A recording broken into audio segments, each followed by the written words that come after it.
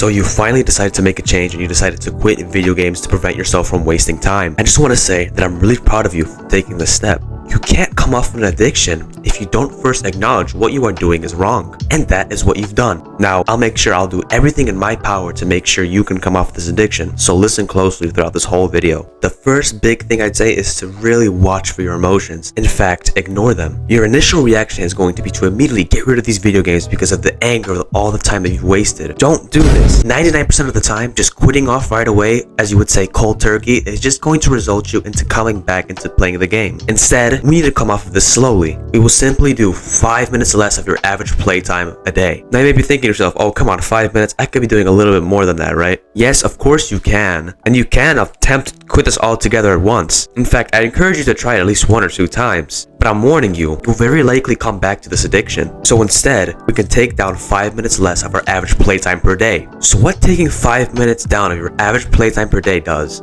is it weakens the psychological and physiological craving of video games that we have in our minds. And plus, after doing this for a few weeks, you're going to be running down your playtime to absolutely 0. Now we can get into another technique that'll help us stay off the game. We want to make sure that bad habit of playing video games is as difficult as possible. So once you are fully off video games through this process I've already put you through of just cutting it down 5 minutes a day, take the next step by unplugging your console and hiding it somewhere, most preferably your closet. Doing this will take some effort to load up the console so you can play the game again. By the time that you pick it up and try to plug it in, you give your brain enough time to comprehend that, wait, I put this game away for a reason. I should not be doing this right now. I should be playing this. I'm going to put this back in my closet. Rather than being bored and acting out of pure automatic routine by just clicking the Xbox button right there and then, right in front of you, no effort, and boom, you're playing for an hour, 2 hours, maybe even up to 5 hours. Hiding it somewhere like in your closet and picking that up and try to plug it in, that gives you a minute at time to realize, wait a second, I'm not supposed to be doing this. I hid this for a reason. We're just making it as difficult as possible, as we said. So by now, doing all of this, we have destroyed our psychological and physiological craving of video games,